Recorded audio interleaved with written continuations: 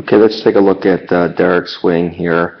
I have him side by side with Robinson Cano. First, let's just take a look at a few of the things that we're looking at here. So Robinson Cano, terrific swing, and it'll have a perfect side angle. But one of the things I want you to notice right away is what's going on down by his foot. You'll notice right as he comes up, watch Robinson Cano's heel. Just turns right in. Perfect. And I want to show real quick here what Derek looks like. Derek's swing, when he starts to swing, he has that classic move where he squishes the bug. So he's turning his heel, his back heel when he swings, and it falls right behind him. So one of the things we're going to be working on is trying to get the squishing the bug out of the picture. Here we can see Derek is at contact right about here. Let's take a look at the two positions at contact. And Robinson, obviously, he just launches this ball. If I take a look at the angle, see if I can get this right. I'm not sure I'm getting it perfectly.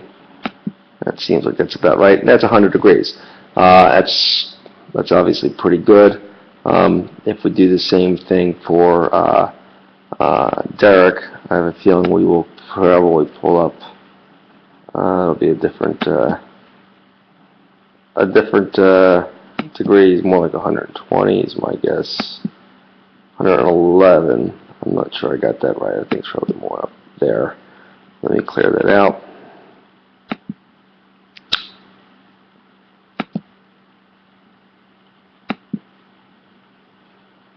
I'm not sure I'm getting it perfectly, but it's definitely more than the angle we have from Robinson. So one of the things you'll notice that Derek does is Derek brings that head of the barrel down. He is swinging down on it. It's taken him a little too long to get the bat on plane, and when he finishes, he's coming down and through and pretty much rolling his wrists right at contact. The wrists start to roll. That's something we're going to need to get fixed if we're going to get Derek to maximize his potential. He gets to the approach spot here.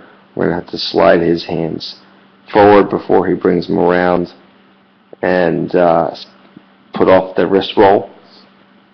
You'll see the wrist roll here for Robinson occurs after he's reached his power V, after he has made contact. So let's see, contact. Again, we're not in a perfect spot here in terms of side by side, being right on the right angle, but we have contact here. The wrists stay firm through contact before the roll. So we can work on that as well. Derek,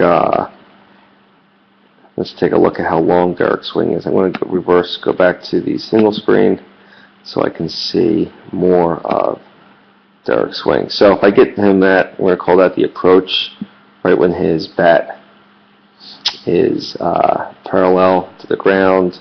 He's made his hip turn, but what I want you to see is how far his bat is behind his foot. We're looking for a nice short swing where the hands stay inside. That's going to give a swing, and again, tough angle here, but when we get the approach, it should be pretty obvious that he's got that bat, his hands forward, and if you look at the position of the bat head relative to his foot, it's much closer. Indicates to me that Derek is casting his hands a bit. We're going to have to work to keep those bat on the shoulder longer before he extends.